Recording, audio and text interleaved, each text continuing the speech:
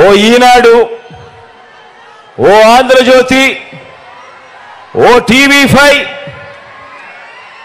ఓ దత్తపుత్రుడు, ఓ బీజేపీ, ఓ కాంగ్రెస్,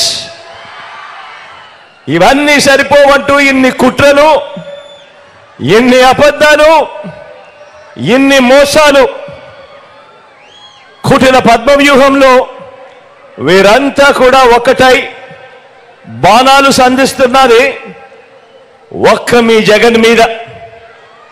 మీకు మంచి చేసిన మీ బిడ్డ మీద, మీకు ఆ మంచికి మధ్య మీ సేవకుడిగా ఉన్న ఒక్క మీ బిడ్డ మీద ఇంతమంది దాడి చేస్తా ఉన్నారు.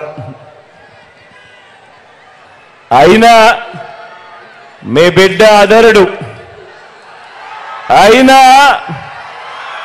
మీ బిడ్డ బెదరుడు.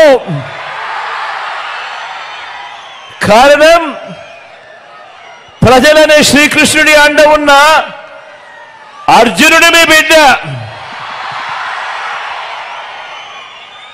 చేసిన మంచి మీద ఆ దేవుడి మీద నమ్మకం ఉంది కాబట్టి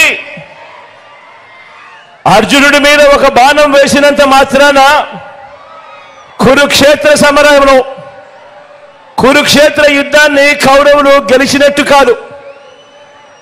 ఒక బాణం వేసినంత మాత్రాన, జగన్ మీద ఒక రాయి విసిరినంత మాత్రాన,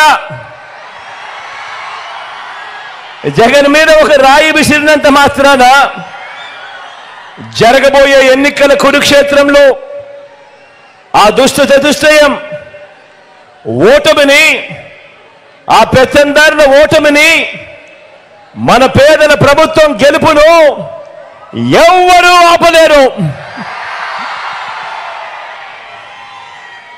ఇలాంటి దాడుల వల్ల నా సంకల్పం చెక్కు చెదరదు.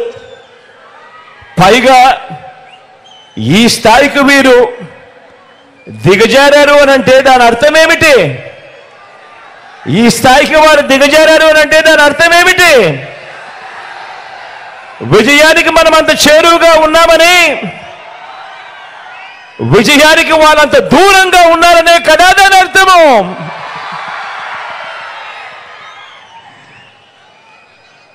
అందుకే చెప్తా ఉన్నా, ఈ తాటాకి చెప్పులకు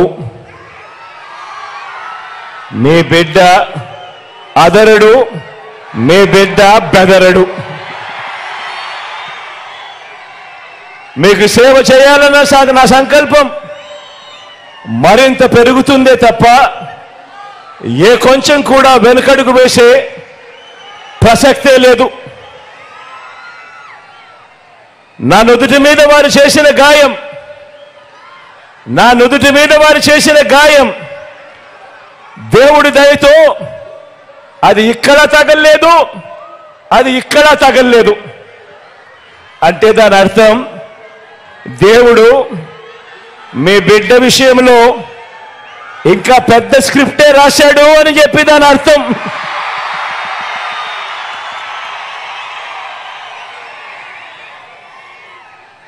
నా నుదుటి మీద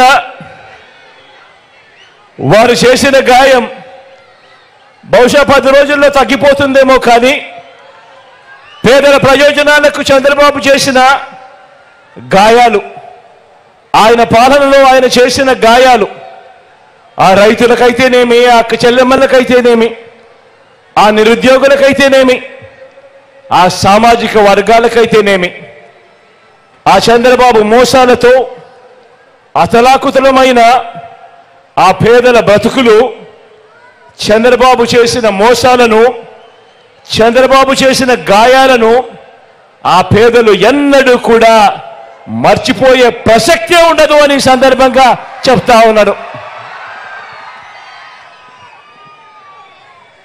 గాయపరచడం, మోసం చేయడం, కుట్రలు చేయడం చంద్రబాబు నైజమైతే, మీ ఇంటింటికి మంచి చేయడం మీ బిడ్డ నైజం అని చెప్పి కూడా ఈ సందర్భంగా గర్వంగా చెప్తా ఉన్నా.